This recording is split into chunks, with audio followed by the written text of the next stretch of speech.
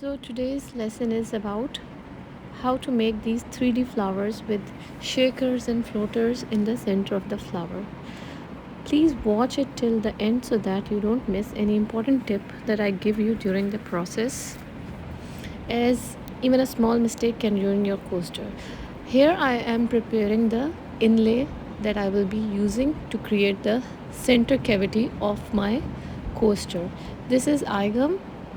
I have mixed 3 grams of part A and 3 grams of part B, which is in total 6 grams for this center inlet that is going to be placed in the center of my coaster to create the cavity in which I will be putting the shakers and the floaters along with some oil. So now I'm just trying to have some idea about how much the cavity should be according to the size of my mold. I have placed it on acetate sheet after mixing it, and now I will let it sit there for a while. While doing this, please make sure that the edges are rounded. They should not have corners or pointy sides. They should have round edges. Here I'm just taking my time to make sure that it's all flat, leveled, and no sharp or pointy sides. It should be well rounded from the outer side. See, I am showing you that it is completely flat and rounded from the edges as well.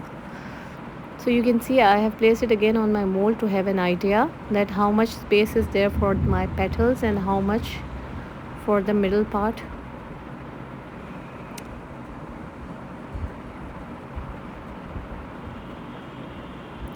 Now I will leave it on a side and I will pour some resin in the middle of my mold. Here I am checking the level of my mold, the surface, if it is leveled or not, and I am trying to achieve the perfect balance, the perfectly level surface by attempting on different sides by putting the paper underneath so that there is a perfect center of that bubble is achieved. This is very important. If you don't have the perfect balanced leveled surface, your center inlay will shift and will not be precisely in the center part. Now I will pour just a little bit of resin in the center, around 2 grams, not more than that. And now I will place my inlay that I created with igum. I will place it in the center right above the thin layer of resin that I have just poured.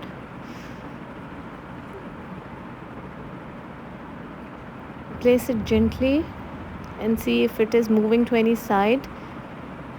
That shows that you need to adjust your mold again, because it should not move. It should be there in the center, laying flat on the thin layer of resin that you just poured. So now once it is stable, I will start mixing my color in the resin. Here I am making a daisy. For that I need white color, so I'm just preparing my pigment with the resin. I will be pouring it with the help of a piping bag. I will not use any stick to pour the color, so I'm just preparing my cone.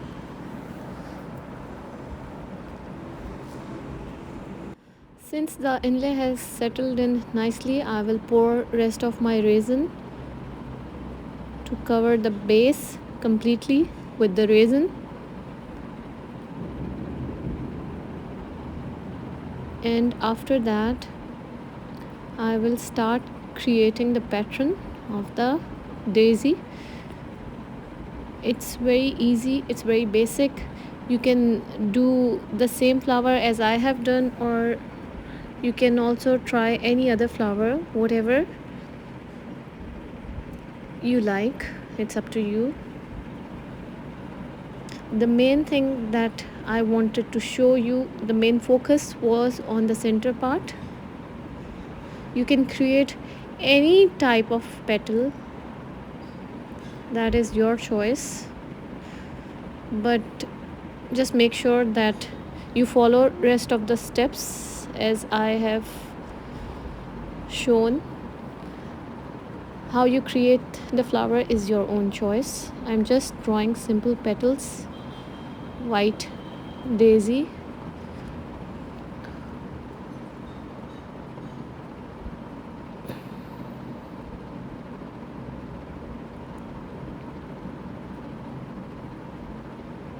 I'm doing a second layer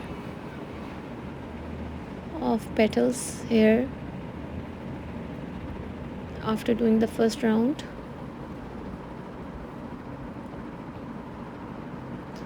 Once you are happy with your pattern, just leave it overnight or for like 4 or 5 hours. Your resin should be fully cured before removing the inlay. Now here I removed the inlay once my coaster was fully cured. It was so tempting. I just touched it and the inlay came out.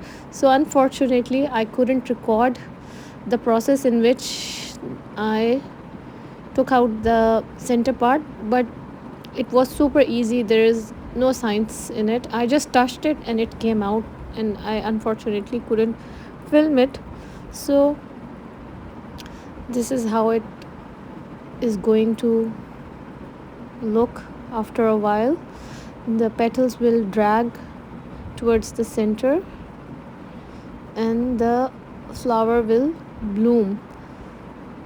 So basically you will complete this coaster in 2 steps, in 2 layers of resin. First layer will be when you will draw the flower and you will put the inlay and let it cure completely, and the second layer I will show you shortly how you will do that.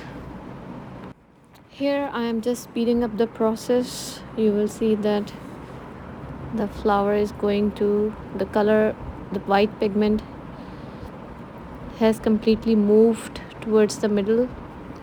Now it's the next day. You can see that I have already removed the center part and I have placed some stones and some seeds in the middle part. The coaster is still in the mold.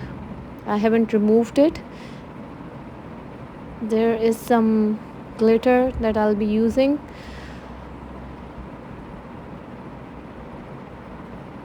As I have removed the inlay, a cavity has been created, and in that cavity I am pouring some stones, some glitters. That is completely up to you. Whatever you like, you can use it. But if the substance that you are pouring, that you are putting inside is light in weight, the shakers will not be floating or moving much in the liquid. So make sure that you put some stones or something that has some weight, not just glitters, because you need some weight in the article that you are pouring in the middle, that you are using as floater. It shouldn't be weightless. It should have some weight, and that will also help the glitters to move around. Now this is the most important thing that I am using, the secret part of the recipe. This is the transfer tape. People usually use it for transferring vinyls while creating their artwork. So it's just a transfer tape. I have cut it in a square and I have applied it, covering the entire center. Make sure that there is no air in between the transfer tape and the coaster. You have to remove it by pressing it. Now I have taken a syringe, and in this syringe I have used some baby oil. I'm just poking it inside from a corner. I am not making a hole directly into the transfer tape. I'm just taking a little edge. I'm just removing the little part from the edge, and I am just pouring the oil inside, and now I am sealing it again by pressing it and making sure that there is no air inside. Now after doing this, I have colored the middle part with a golden marker. That's because I wanted to do a second layer in a different color, and by adding golden in the center. Sorry about that, my mobile fell down along with its stand, so I have to fix it again. And these kind of accident happens most of the time while recording, so make sure that you keep your resin far away till you are actually ready to pour it into the mold. So I was telling you that I added the golden color on the transfer tape because that is the transparent part, and from the other side it will be shown as a golden part, and rest of the flower will have a black base because I am going to do the second layer in the black color, and by doing the golden you will create an extra dimension to it, an illusion to it, without actually doing a third layer of resin. So you have to think smartly. Just use the marker on the transfer tape. That part is transparent, so on the other side it will be shown as golden, and rest of the part will be black because the second layer that I'm using is black.